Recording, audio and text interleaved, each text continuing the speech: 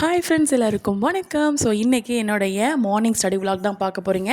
So ஒரு 3:15 அந்த மாதிரி டைமுக்கு எழுந்திரிச்சு நான் என் ஃப்ரெண்டுக்கு கால் பண்ணிவிட்டு அவளே எழுப்பி போட்டுட்டு ஸோ அவளும் நானும் ஃப்ரெஷ்ஷப் பண்ணிவிட்டு அதுக்கப்புறம் அவள் வந்து ஒரு மெசேஜ் பண்ணுவாள், ஸ்டார்ட் அப்படின்னு சொல்லி அனுப்புவாள். நானும் ஸ்டார்ட் பண்ணிடுவேன். ஸ்டார்ட் அப்படின்னு சொல்லி வாட்ஸ்அப்பில் அனுப்பிடுவேன். ஸோ அப்படின்னா என்ன 12 பேர் படிக்க ஸ்டார்ட் பண்ணிடணும் அப்படிங்கிறதுக்காக.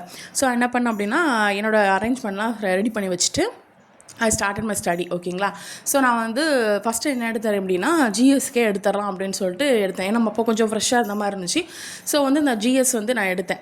ஓகேங்களா. ஸோ அதுக்கப்புறம் என்னது அப்படின்னா ஜிஎஸ் முடிச்சுட்டு ஒரு ஃபுல்லாத்தையெல்லாம் முடிக்கல. நான் எப்படி எந்த மெத்தட் ஃபாலோ பண்ணால் ஒரு பேஜ் படித்தேன்னா அந்த பேஜை படித்து நோட்ஸ் எடுத்தேன்னா அதை படித்து முடிச்சுட்டு ஒரு தடவை சொல்லி பார்க்கணும். அதாவது நோட்டை மூடி வச்சுட்டு உங்களுக்கு எதெல்லாம் மைண்டில் இருக்கோ அது எல்லாத்தையும் சொல்லி பார்க்கணும். ஸோ இந்த மெத்தட் யூஸ் பண்ணி பாருங்கள், கண்டிப்பாக இது யூஸ்ஃபுல்லாக இருக்கும்.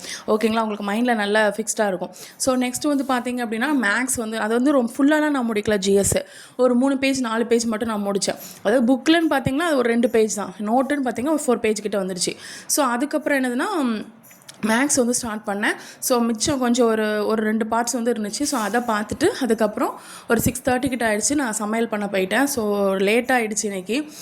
என்ன லேட் ஆகிடுச்சு அப்படின்னா 6:30க்கு மேலே பையன் அழுதான்னு சொல்லி பக்கத்தில் படுத்து அப்படியே தூங்கியாச்சு. ஸோ 7:30க்கு எழுந்துச்சி கடகடன்னு எல்லா வேலையும் பார்ப்போம் சொல்லிட்டு பிரேக்ஃபாஸ்ட் மட்டும் உளுந்தம்பால் சொல்லுவாங்கள்ல, ஸோ அதை பண்ணிவிட்டு தம்பிக்கு ஸ்நாக்ஸை பேக் பண்ணிவிட்டு அவனை ஸ்கூலில் கொண்டு போய் விட்டுட்டு அதுக்கப்புறம் நான் என்னுடைய பிரேக்ஃபாஸ்ட்டை கம்ப்ளீட் பண்ணிவிட்டு நெக்ஸ்ட்டு படிக்க ஆரம்பிச்சிட்டேன்.